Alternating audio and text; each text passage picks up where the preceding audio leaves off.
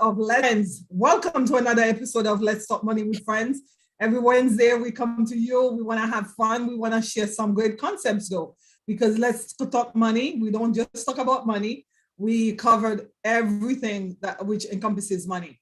And tonight, it's one of those nights I always say, because I was having a really intense fellowship conversation with someone about conflict resolution. And we said, you know what, this is a topic we need to discuss because let's face it, if you have coworkers, if you have family members, if you have friends, if you have a partner, married or partner, someone who's even single, you will have folks in your lives that you will need to figure out things with them. You need to figure out how to resolve problems with them. But of course, we were saying offline earlier that there are some bridges you need to burn them, baby, burn them. But there are some bridges that you get to cross. And tonight, the topic is how do you cross those bridges? And having conflict resolution skills really matter. So with that being said, I have two great friends with me tonight. And we have Lisa Worthy and Dawn with us tonight. Dawn's been here so many times. I'm so grateful for her that she's able to join us tonight again. I'll give them an opportunity to introduce themselves, and then we'll dive into this very important conversation tonight. Dawn, why don't you start with a quick introduction so that those who have never seen you before will have an opportunity to be introduced by you. Peace, everyone. Thank you for the opportunity again, Gabrielle. I'm a Reiki master teacher. I'm a past life regression therapist. I'm a future life regression therapist. I'm a certified healer, basically, if you don't know what Reiki is. So I teach people how to help heal themselves, how to reach their higher intentions. And I just invested into a new program that's going to go live soon, right before Christmas, about how to attract your goals faster and make them manifest faster. So I love healing people, and I love teaching people how to heal themselves.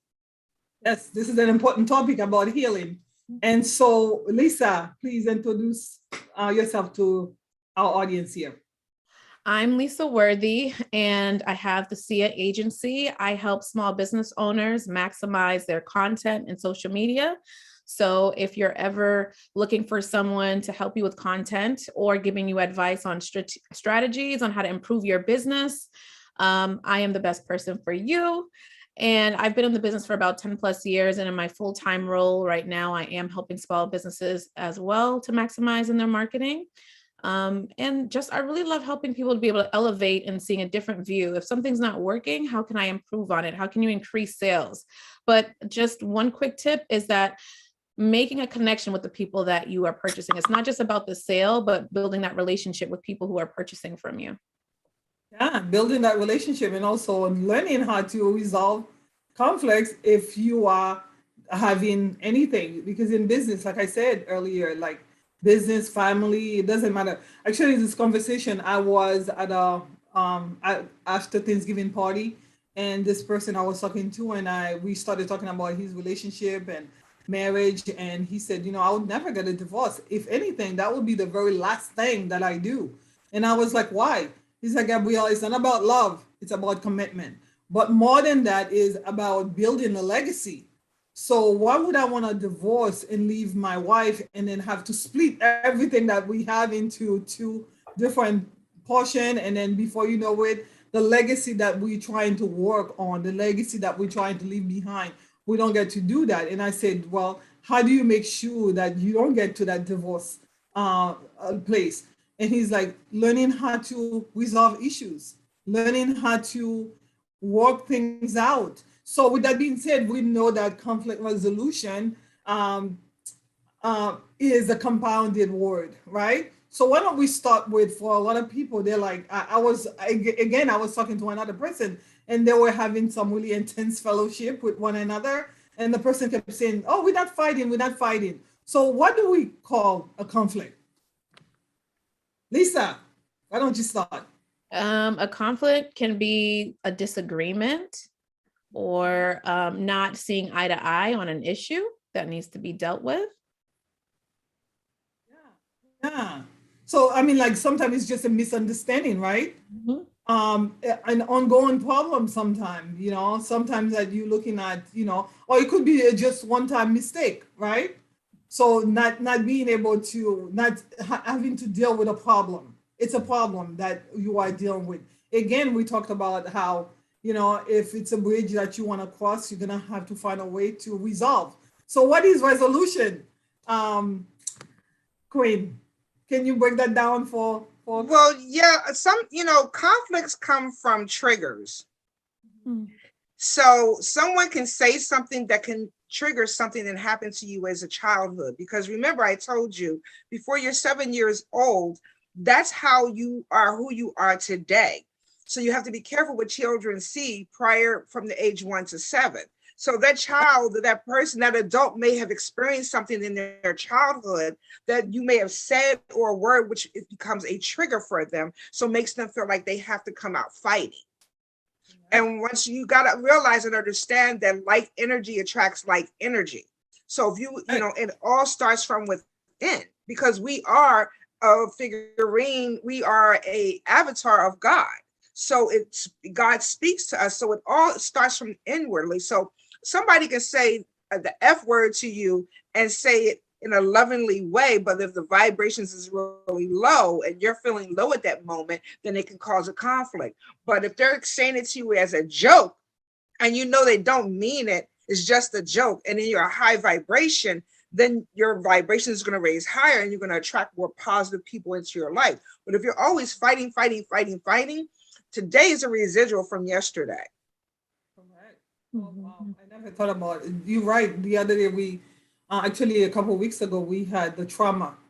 We talked about PTSD and how, Mm-hmm. things that have happened to us in the past could really present themselves, in the Mm-hmm. present. So, Mm-hmm. yeah, definitely. Not knowing how to find resolutions to conflicts.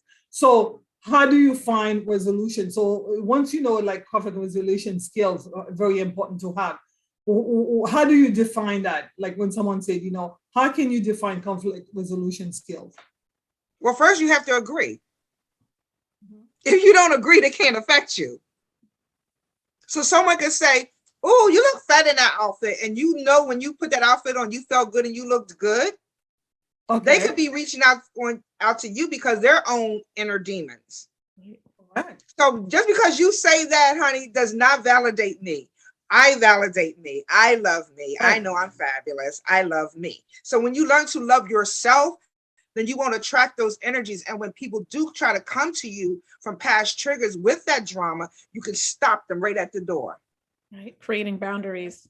Exactly. Go, go ahead, Lisa. What were you saying? In a way, creating boundaries. So it also, there's two things about it: something that you can be triggered by, like Dawn was saying, and then also other people's projection on you. It could be a misinterpretation of what they said because you're in a state that's different. It's not the intention that the person was coming across of maybe negative or maybe not agreeing with what you said, but you're in your own world. But also, Mm-hmm. that person is projecting negative energy on you. That's a reflection of how they're feeling on the inside. No one who is Right. who's happy, who's in a good space is going to project negativity towards you or other people. Exactly. Or even maybe attack you. So even thinking about, being in the workspace and you have that person who's like always on your case, it's something about Mm-hmm. you, your aura they may like, but they don't like that they don't have it within themselves. So that can Mm-hmm. create some type of conflict.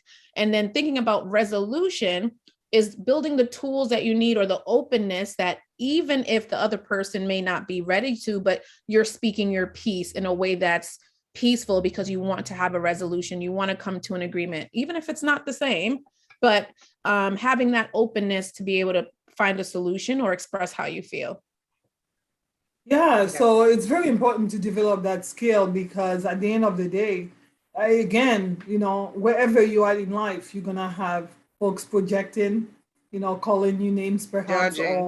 or yeah, or saying things to you that are not quite right. It could be a spouse, could be a friend, or a coworker, or somebody. Like that's why we have road rage, right? Someone Mm-hmm. like while you're driving to and from work, and all of a sudden you have this So sometimes it's like something that's happening like a very short period of time span, but other times it's an ongoing issue. So I wanted to have this quick conversation about mistake and an ongoing issue. Because sometimes what's the difference do you think is between like a mistake or an ongoing issue? Because you have to address those differently. If you're driving down the street and someone like cut you, that's a one-time thing. But if you are at work and you are being attacked or you feel like you're being disrespected, how do you address those differently? Are you talking to me? Yes, Okay. yes, yes. Well, first of all, if someone cuts you off, they don't know you personally. Okay. 9 times out of 10.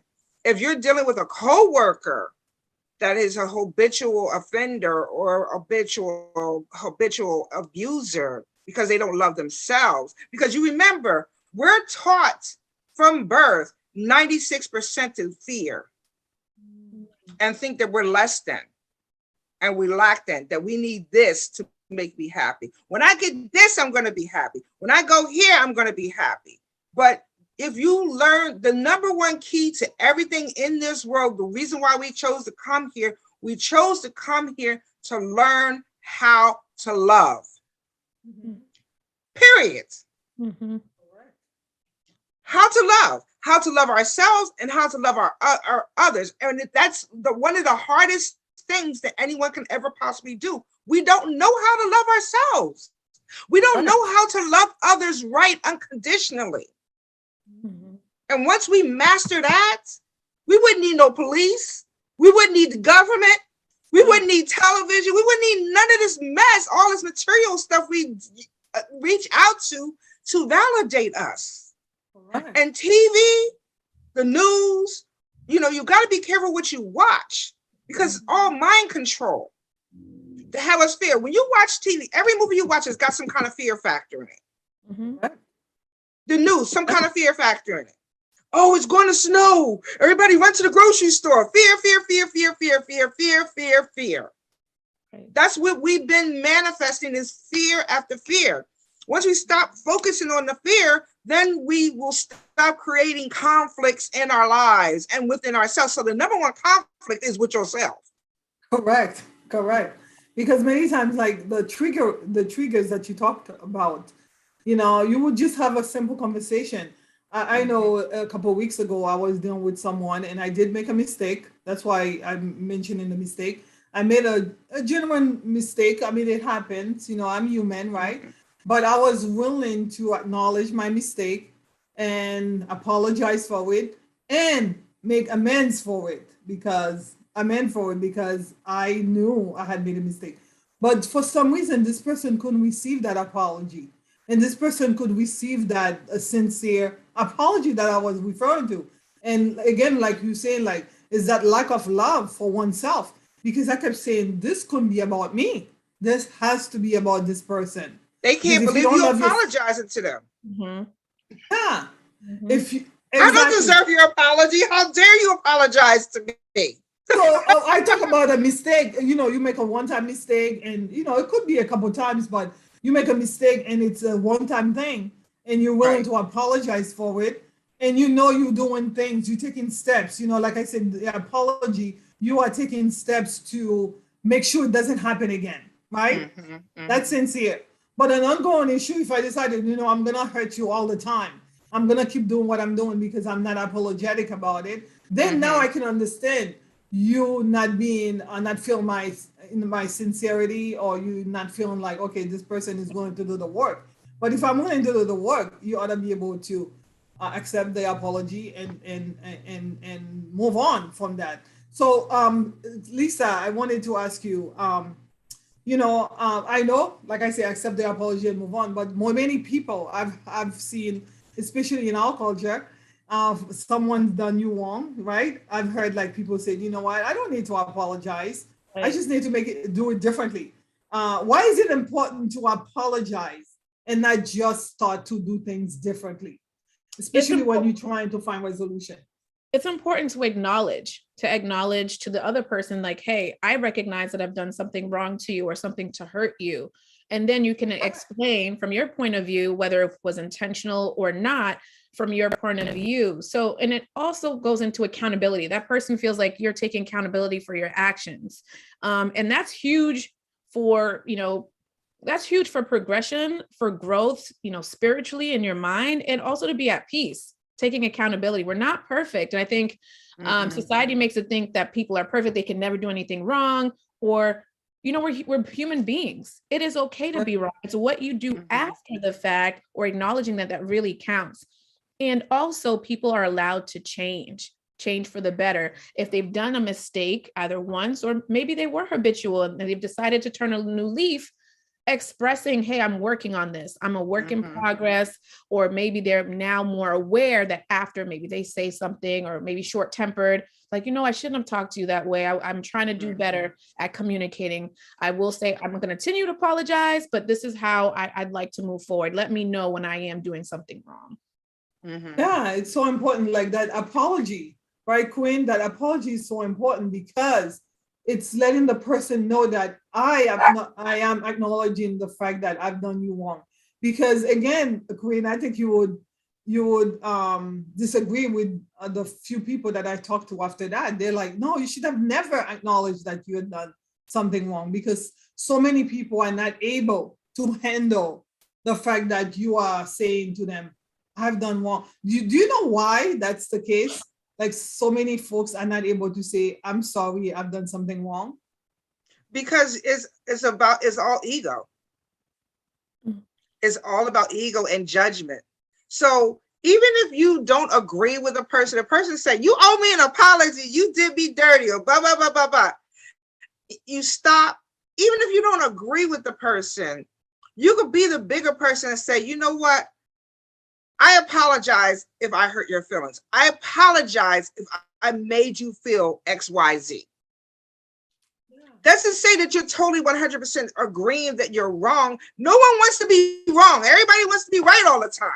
So the work is everywhere, all a work in progress. So if you don't want to come out with an outright apology, at least say, I apologize if I made you feel less than what you wanted to feel. I apologize if I hurt your feelings, even though I feel a certain way, or let's just agree to disagree and still love one another. So I like that the part where you said, like, I apologize for the way I made you feel. That's the empathy. So important to be very empathetic, because at the end of the day, we all can get hurt, and being able to say, I understand, like, I may have done something to hurt you, and I want to apologize for that, because I think it's so important to say I'm sorry. And in my culture, folks don't want to say I'm sorry because they said, I don't want to be wrong. I never want to be wrong. And by you not doing that, you are continue to hurt, because unless you acknowledge that you've done something wrong, how can you rectify and change and become more accountable for, and even put in an effort to be transparent so that you don't keep repeating the same mistake? Would you agree, Lisa? Yeah, I mean, just to add to it too, it's almost like they feel like it's they will lose a lack of respect or position. So culturally, people think that just because they're older, they're right, and that's not the case. You could be a parent and make a mistake to your child, and what some of them lack to understand is that, let's say, uncle and nephew, or mom and daughter, or vice versa. If the kid can see you say, I'm sorry, they're going to reciprocate that back. It's like an extra level of respect. Right. Because now you're vulnerable and saying, you know what, I don't have it all together. I don't always know what I'm doing. I might not know the things to say, but I just want to let you know I'm sorry. And so by not having that, they kind of just brush over it. And then here you are kind of holding like little things in that way. And so then the next generation does the same thing. They don't say, I'm sorry. I don't have to. My parents never did. Why should I say it to you? Yeah. And not only do they not learn how to say I'm sorry, it's so hard to receive an apology as well. Because I think that was the problem with this particular person. They just couldn't receive an apology and said, and say to me, okay, I understand that you are very apologetic and you are sorry. Okay, I'll receive that and move on from there. So, so we've talked about acknowledging your mistake, understanding that there's an issue that needs to be rectified, right? Having empathy, being able to feel somebody else's pain, right? negotiation, you talked about, I'm sorry I did this and I won't do it again, right? Communicating and buying in on a set of standards that you're gonna use to move forward, right? I even said to people, like, if it's a spouse or a work related situation, create a plan that's very specific on how you're gonna deal with issues, right? But also, would you suggest that people get help if they find themselves like not able at all to resolve problems? Because I can only imagine if you are in a marriage or you're working at work or even with friends and you're not able to receive or give an apology. What should you do about that? So what I've learned with my husband, I mean, this is not a first marriage for either one of us. And you know Michael and I very well, Gabrielle. And one thing my husband and I do, we always make sure that we do, is that when we do finally talk, when we're not heated, because when you're heated, you can say some really nasty things and it can scar a person for life. Words are vibrations, and your tongue is the strongest muscle in your body. So you have to be careful what you say. So what we have over the years, and it took a lot to get to this point, because a marriage is like basically raising a child. And my husband, when I have apologized, and I don't have a problem with apologizing first, because I don't want to live in a lower vibration. I don't want to be not speaking to each other. And then once we calm down and we're not warm anymore, and we're talking, and I'd be like, babe, you hurt my feelings. Or and you're like, I'm sorry, babe, I didn't mean to hurt your feelings. And and I said, I apologize if I did XYZ to you and made you feel less than. And then he usually 9 times out of 10 apologizes back. Mm-hmm. It doesn't matter how much you think you're right. Just apologize. It doesn't lower your standards. It doesn't make you less of a person. It actually makes you stronger as a person because you're willing to apologize. But it took us a lot to get where we are because we're both fire signs. I'm a Leo and he's an Aries. And we're both leaders. So I like to lead, and I'm the queen, I'm this and that. And he's the king. And like, he has a warish persona. He's the moon. The planet rules him. The sun rules me. So we're like night and day, but we do come and meet together eventually. So I had to learn how to be just some tad bit submissive to his energy to make it work. And I still get what I want. Making it work is important.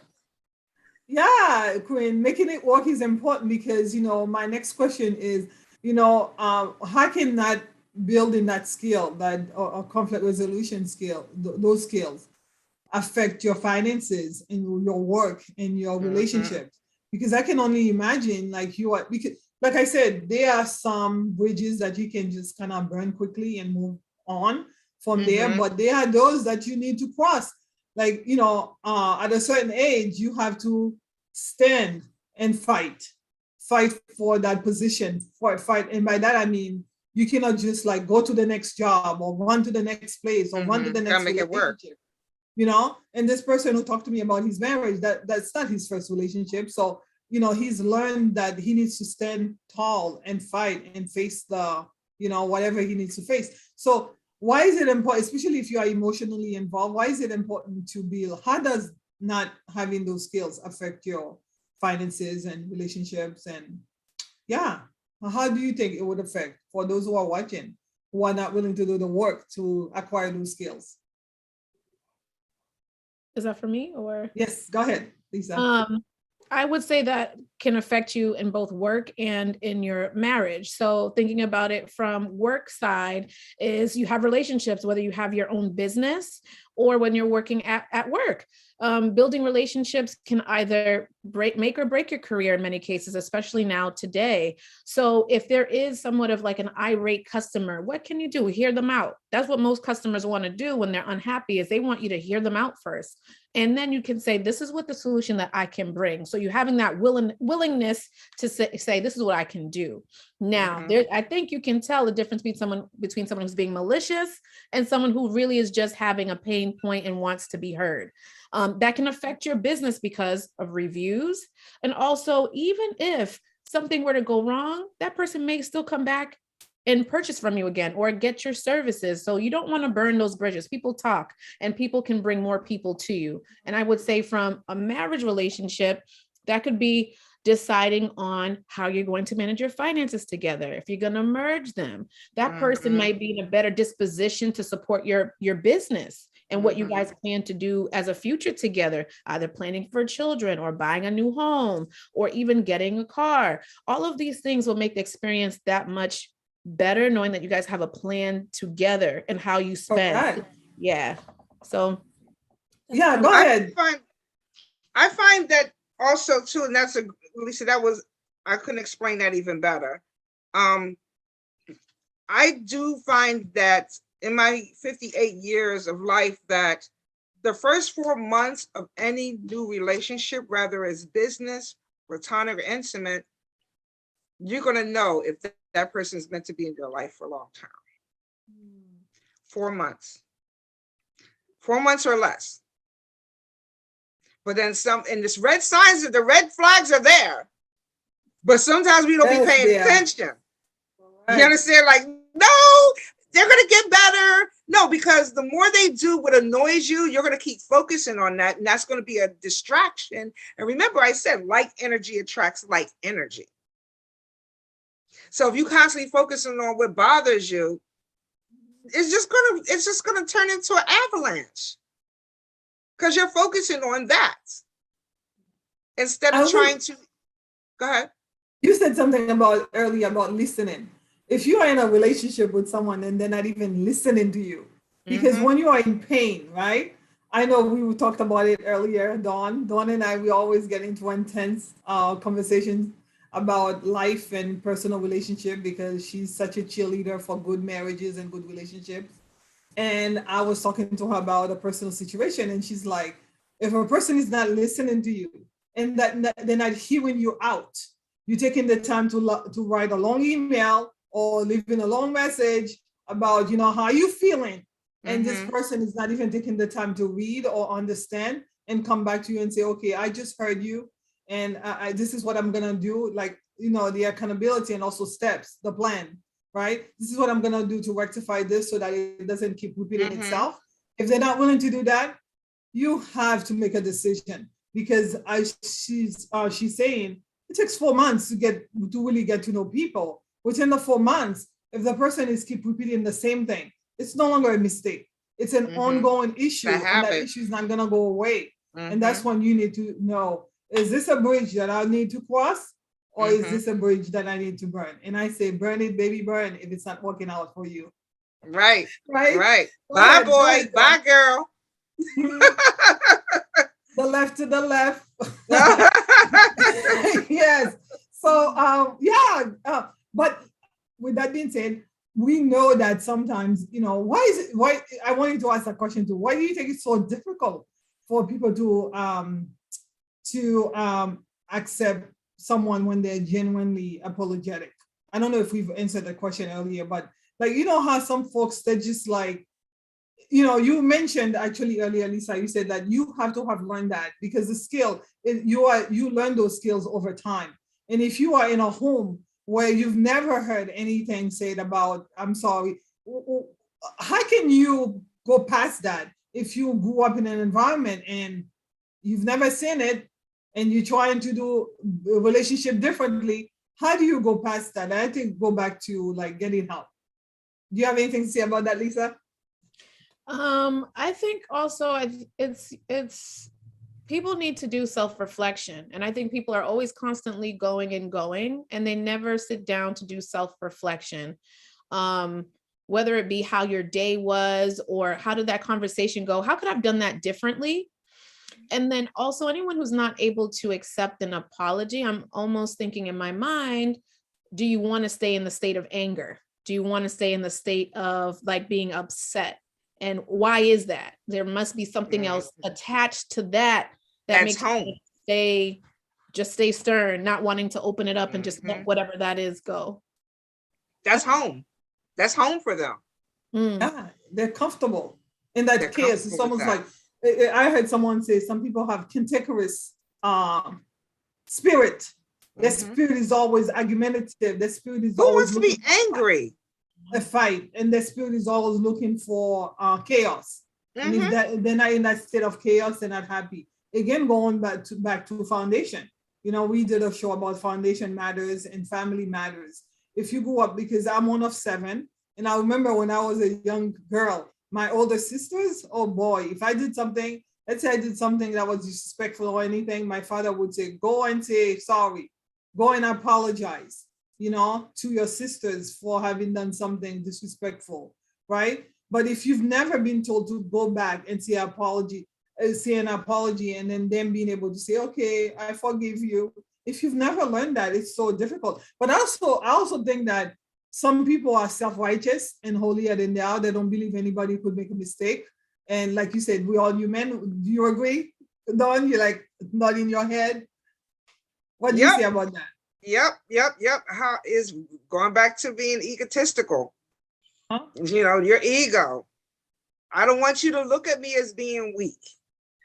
I don't want you to, I want you to look at me as a goddess or a god. Like I'm perfect. I do no wrong. That's why people get so easily embarrassed. If you trip and in the room full of people, you're going to be embarrassed because you showed that you couldn't hold your balance. And you fell in front of a bunch of people. You probably never see them goddamn people ever again in life. You got to stop worrying about what people think about you. I remember one time years ago, before I had my phenomenal husband, even though he gets on my nerves sometimes, I was in this crazy relationship with this individual, unbalanced relationship. I don't want to say crazy. And they were 12 years older than me. And it got so bad to the point that I had to get a restraining order on this person. And and every week I had to go back to get it extended. And when I went to court this one time, I went and I was with someone that was with me, and I spoke on energy. And this is in 2006, 2007. And I was talking about energy, like our energies don't vibe. He has negative energy. I'm a positive energy person. And during that time, you didn't talk about energy like that. So the person that was with me was my youngest daughter. She's like, Mommy, stop talking about energy. You sound crazy. Well, everybody's talking about energy now, right? Isn't everyone talks about negative energy and positive energy, good vibes, bad vibes? That's the future now. Yeah, it's true. I mean, that spirit is important. If you are with someone and their spirit is really negative and they're always seeing the glass half full and they're really not joyful, run, and they're not grateful, you do need to run, because they're always going to be projecting and looking. I was talking to someone and I said that you always say like, this is what you do not like about. If you're saying like, this is what I don't like about you all the time, how come you never taking the time to say, this is what I like about you? Because again, going back to the show we did last week about being grateful, if you take the time to see the light and not focus on the darkness, even problems, when you have conflict, you'll be able to say, okay, I can resolve this because I'm a bigger person. I can apologize. I can be empathetic when someone is feeling pain. I can feel for them. And also, I'm not holier than thou. I can acknowledge the fact that people will make mistakes, and that it's okay for them to be sorry, because if they're sorry, I too am given permission to be sorry.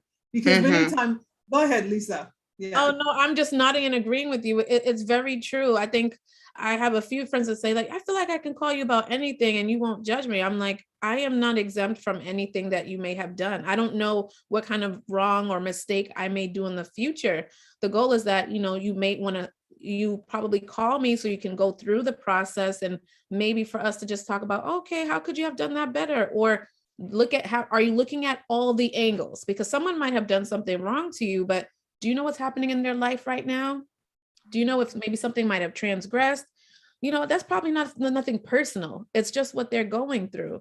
So yeah, I think if you think about it in a way where I am not exempt from making a mistake, I am not holier than thou or self-righteous, you'll be able to accept when people make certain mistakes. I think there are people who do things that are intentional with the mind to hurt.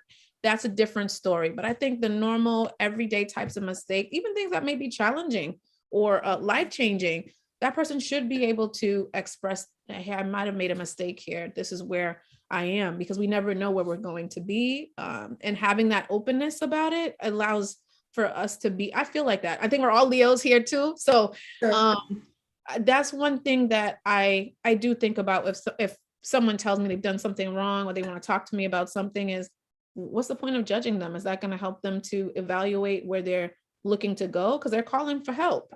That's really what they're looking. So yeah. And you mentioned it earlier. You mentioned it earlier, Lisa, that people are allowed to change.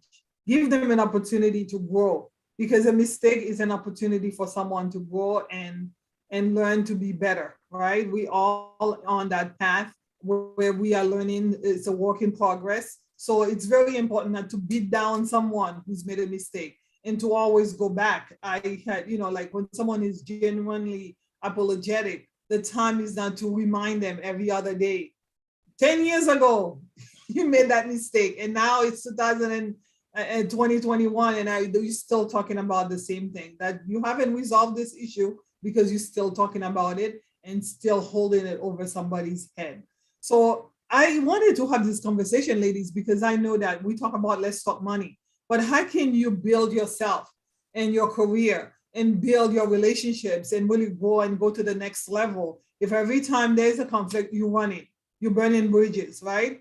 Because you're not willing to do the work and you're not willing to acquire those skills to actually be effective at building bridges within relationships. Again, we'll say if something is abusive, if a person is not willing to acknowledge faults, and if the person is not willing to do the work to rectify and be better, then of course you need to burn those bridges. But if a person or a situation that you're in and you can see genuinely that person is working hard at changing the behavior, and also willing to be accountable and making effort. Effort is everything. They're making an effort to be better, and be more respectful, and do the work that needs to be done in order for them to be better for you and better for themselves. Then definitely you need to receive, because if you can receive an apology, you too will have an opportunity to give it back.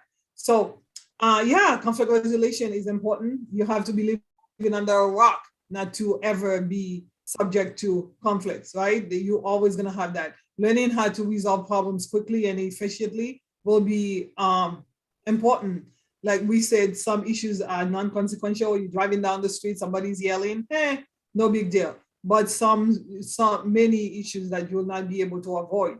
In order for you to move on and to become a better person, you have to learn how to face and deal and learn how to build bridges. So thank you so much, ladies, for tonight. Thank you for this conversation.